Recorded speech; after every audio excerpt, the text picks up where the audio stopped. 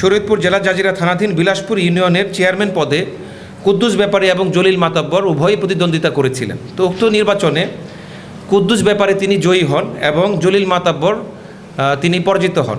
তো এই নির্বাচন পরবর্তী সময় হতে উভয় দলের মধ্যে চরম বিরোধ চলমান ছিল। তো এই উভয় পক্ষ ইতিপূর্বেও তারা এক দল আরেক দলের সাথে একাধিকবার সংঘর্ষে লিপ্ত হয় এবং এই সব সংঘর্ষে উল্লেখযোগ্য সংখ্যক ব্যক্তি আহত এবং নিহত হওয়ার ঘটনা রয়েছে।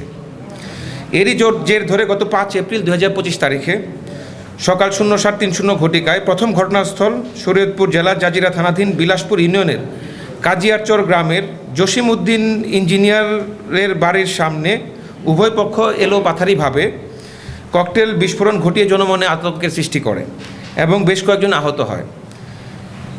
এরপর এজাহারে বর্ণিত অভিযুক্তরা একই দিনে সকাল আনুমানিক 08:30 ঘটিকায় দ্বিতীয় আরেকটি ঘটনাস্থল শরীয়তপুর জেলার জাজিরা থানাধীন বিলাসপুর ইউনিয়নের মুলাই ব্যাপারীকান্দি গ্রামের ফয়জুল সর্দারের বাড়ির সামনে ফসলের মাঠে পুনরায় একত্রিত হয় এবং এলোপাথারিভাবে ককটেল বিস্ফোরণ ঘটিয়ে জনমনে আতঙ্কের সৃষ্টি করে। এ ঘটনার সংবাদ পেয়ে জাজিরা থানা পুলিশ, র্যাব এবং বাংলাদেশ সেনাবাহিনীর দল সেখানে গমন করে এবং পরিস্থিতি নিয়ন্ত্রণে নিয়ে আসে। সংঘটিত এই ঘটনায় একজনের কবজি বিচ্ছিন্ন হয়েছে এবং আরও প্রায় 15 জন ব্যক্তি আহত হয়েছে বলে আমরা জানতে পারি। এই চাঞ্চল্যকর ঘটনাটি র্যাব 8 বরিশালের নজরে আসা মাত্র নাশকতাকারীদেরকে আইনের আওতায় নিয়ে আসার জন্য আমরা আমাদের ছায়া তদন্ত এবং গোয়েন্দা নজরদারি বৃদ্ধি করি। পরবর্তীতে আধুনিক তথ্য প্রযুক্তির সহায়তায় আমাদের র্যাব 8 CPC 3 মাদারীপুর ক্যাম্প এবং র্যাব 3 CPSC ঢাকা ক্যাম্প তাদের উভয়ের যৌথ অভিযানে আমরা ঢাকা মহানগরীর শাহজাহানপুর এলাকা থেকে এই অভিযুক্ত কুদ্দুস ব্যাপারীকে আটক করতে সক্ষম হই।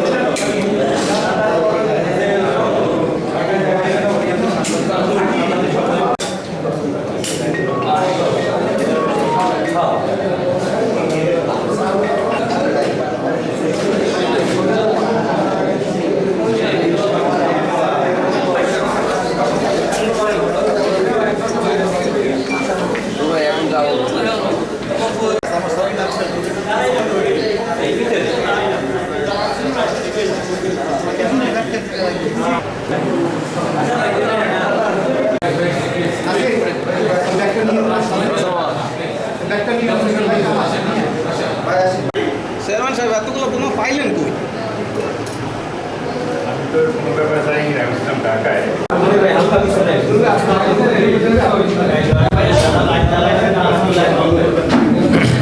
বিগত ইউনিয়ন পরিষদ নির্বাচনে